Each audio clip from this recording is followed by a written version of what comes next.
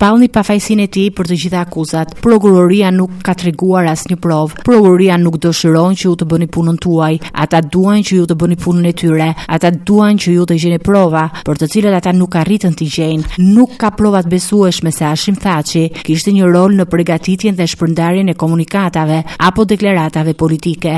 Avokati Kadri Veselit e quajti të pabazuar të gjitha argumentet e prokurorisë, si dhe shtoi se Veseli nuk ka komanduar asnjë strukturë inteligjente. Avokati Kadri Veselit e quajti të pabazuar të gjitha argumentet e prokurorisë dhe shtoi se Veseli nuk ka komanduar asnjë strukturë inteligjente. Të gjitha argumentet kundër zotit Veseli janë të pabazuara, qoftë pretendime të drejtpërdrejta apo të tërthorta. Zyra e prokurorit special ka goditur objektiva të gabuar, në fakt të bën të tundësh kokën me argumentet e tyre. Kadri Veseli nuk ka komanduar në asnjë strukturë inteligjence dhe nuk ka komanduar askënd. Mbrojtësi i Xhep Selimit kërkoi lirimin e menjëhershëm të klientit të tij dhe kthimin pranë familjes së tij në Kosovë, duke argumentuar se prokuroria nuk ka paraqitur prova që të justifikojnë ndonjë vendim kundër tij.